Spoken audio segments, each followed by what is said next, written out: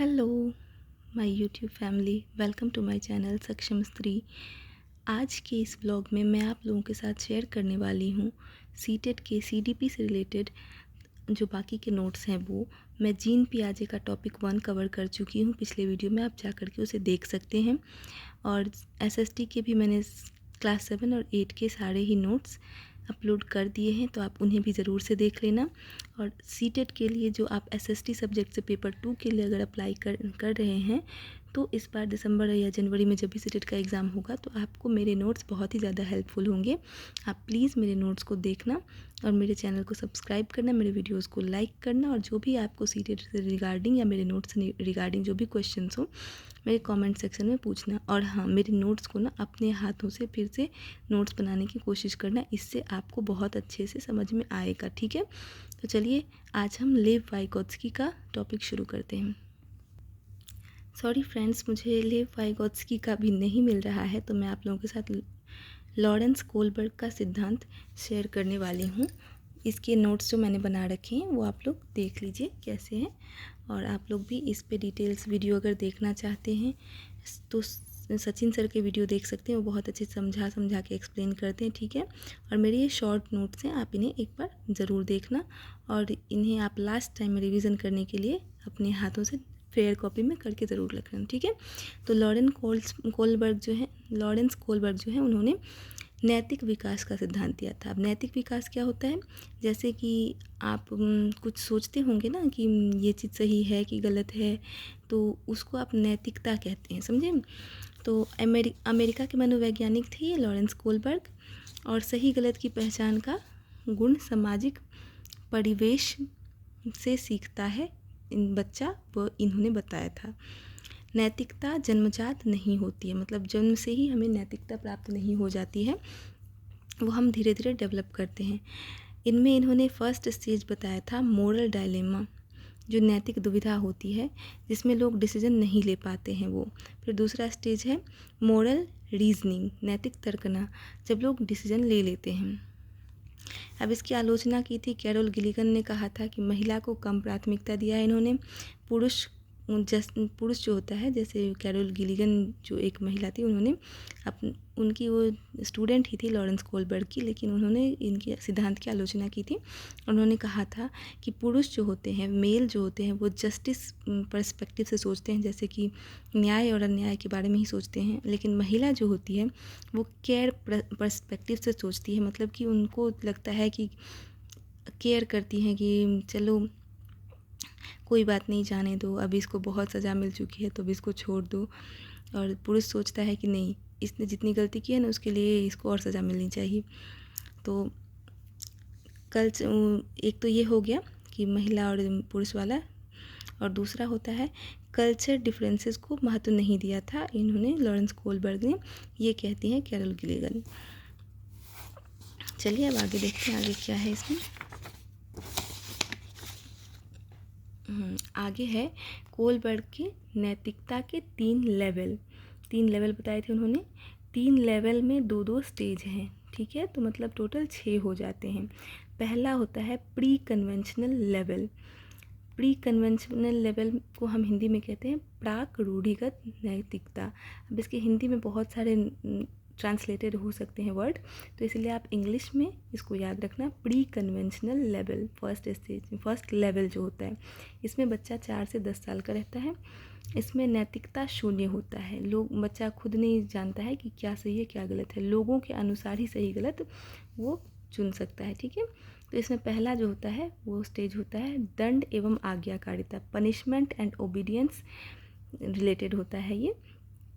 तो इसका आप ऐसे याद कर सकते हो कि चोरी किया तो सज़ा मिलेगी, मतलब चोरी किया तो सज़ा मिलेगी, ये आपका पनिशमेंट एंड ओबीडियंस वाला हो जाएगा प्री कन्वेंशनल के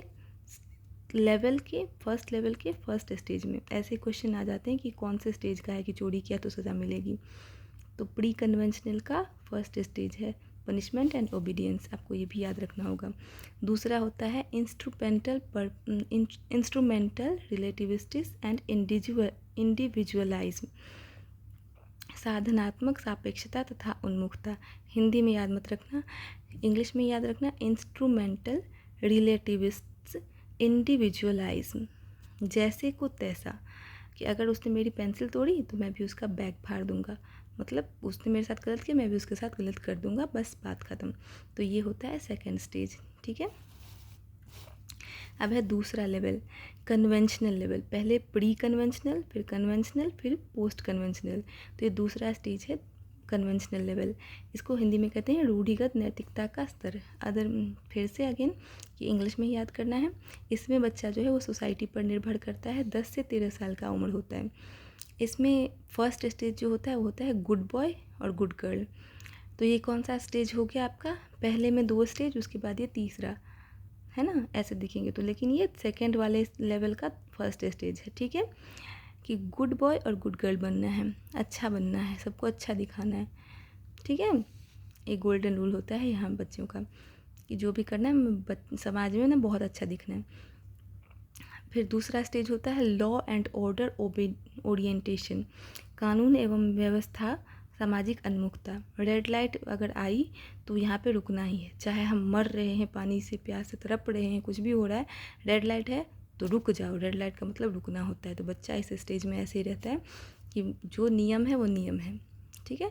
लॉ एंड ऑर्डर ओरिएंटेशन। अब आता है थर्ड स्टेज, थर्ड लेवल, इसको कहते हैं post conventional stage. Pre conventional, conventional और पोस्ट कन्वेंशनल, 3 स्टेज होते हैं। तो इसको कहते हैं हिंदी में उत्तर रूढ़िगत नैतिकता। इसमें बच्चा 13 साल से ज़्यादा उम्र का होता है, कितना भी हो सकता है। इसमें बच्चा खुद से निर्णय लेना सीख जाता है, ठीक है। इसी स्टेज में आप खुद से निर्णय लेना सीख जाते हो, ठीक है। तो इसका पहला स्टेज आता है सामाजिक अनुबंध उन्मुखता, सोशल कॉन्ट्रैक्ट ओरिएंटेशन। इंग्लिश में याद रखेंगे नाम, सोशल कॉन्ट्रैक्ट ओरिएंटेशन, मतलब रेड लाइट तोड़कर जान बचाना है, ठीक है। कोई अगर किसी की जान बचानी है तो हम रेड लाइट तोड़ सकते हैं, इसके लिए हमें कोई वो नहीं है। नियम हमारे लिए है, हम नियमों के लिए नहीं बने हैं, ऐसा लोग सोचते हैं इस स्टेज में, ठीक है। तो रेड लाइट तोड़ के हम जान बचा सकते हैं किसी की। फिर दूसरा आता है इसमें यूनिवर्सल एथिकल प्रिंसिपल ओरिएंटेशन, सार्वभौमिक नैतिक सिद्धांत उन्मुखता। अब इसमें सबसे अच्छा एग्जाम्पल दिया था सचिन सर ने भगत सिंह का। भगत सिंह ने जैसे कहा था कि अरे दुनिया के लिए ना, भारत के लिए, भारत की आज़ादी के लिए हम फांसी पर चढ़ जाएंगे, चलो हम किसी की नहीं सुनेंगे, हम अपनी भी नहीं सुनेंगे, अपने माँ बाप की नहीं भी सोचेंगे, लेकिन हम फांसी पर चढ़ जाएंगे, भारत को आज़ादी दिला कर रहेंगे। तो ये सबके लिए अच्छा जो होता है वो सोचता है, सार्वभौमिक नैतिक सिद्धांत उन्मुखता, यूनिवर्सल एथिकल प्रिंसिपल ओरिएंटेशन। तो ये था लॉरेंस कोलबर्ग का पूरा स्टेज, तीनों लेवल के 6 हुए स्टेज। आप इन्हें अच्छे से याद रखेंगे। एक बार रिवाइज कर देती हूँ। इसमें इनके 2 इन्होंने दिया था सिद्धांत, 2 सिद्धांत तो इनके 3 थे, और इसमें इन्होंने 2 तरीके से बताया था, जिसमें एक में नैतिक दुविधा होती है, दूसरे में नैतिक तर्कना होती है। अच्छा, इन्होंने एक ना हिंज वाली स्टोरी सुनाई थी कि जिसके आधार पर इन्होंने ये तीनों जो है 6 स्टेज, तीनों लेवल इन्होंने बताया था, उसमें इन्होंने हिंज की स्टोरी सुनाई थी। तो हिंज वाली स्टोरी क्या थी वो भी मैं आपको बता देती हूँ कि लॉरेंस कोलबर्ग ने अपने जो उन्होंने एक्सपेरिमेंट किया था, वो कुछ बच्चों को बुलाया और उन्हें बैठाया एक जगह और उन्होंने हिंज की स्टोरी सुनाई। अब हिंज कौन था, तो हिंज एक आदमी था जिसकी बीवी ना बहुत बीमार थी।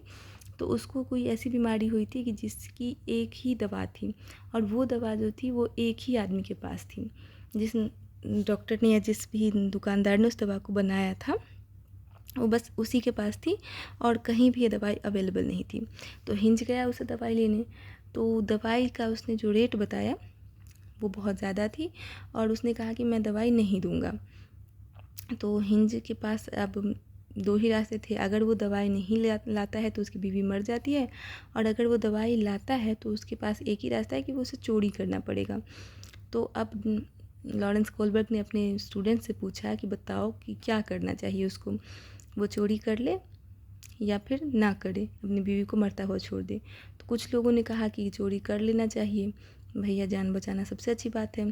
फिर कुछ लोगों ने कहा कि नहीं, चोरी नहीं करना चाहिए, चोरी करेंगे तो सज़ा मिलेगी। तो यही था इनका मोरल डायलेमा वाला सिचुएशन, जिसमें का जो है सुखेल गिलिगन ने उसको आलोचना किया था। उन्होंने कहा था कि उन्होंने बस मेल पर ही अप्लाई किया, फीमेल पर अगर अप्लाई करते तो शायद कुछ और तरीके से आ सकता था इसका रिज़ल्ट। तो इसमें आप देखते हो कि भगत सिंह वाला स्टेज जो है वो कहेगा, ये वाला यूनिवर्सल एथिकल प्रिंसिपल ओरिएंटेशन वाला, कि भैया कुछ भी हो जाए जान बचाना तो ज़रूरी है, चाहे चोरी करना है तो कर लो। इन्होंने जैसे बम फेंक दिया था, तो ये वाला स्टेज वो हो गया। और जैसे ये है ये वाला स्टेज कि भैया कुछ भी हो जाए, मरना है तो मर जाओ लेकिन चोरी नहीं करना है, रेड लाइट है तो रुकना ही पड़ेगा, लॉ एंड ऑर्डर ओरिएंटेशन वाला।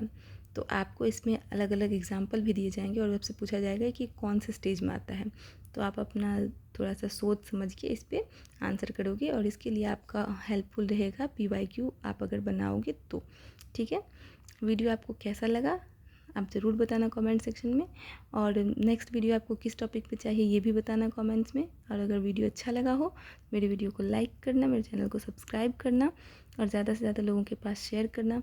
मेरे वीडियोज़ पे ना व्यूज़ नहीं आते, बनाने का मन नहीं करता, इसलिए मैं लेट कर देती हूँ वीडियोज़ अपलोड करने में। ठीक है, तो आप लोग ने थोड़ा सा शेयर करा कीजिए मेरे चैनल को।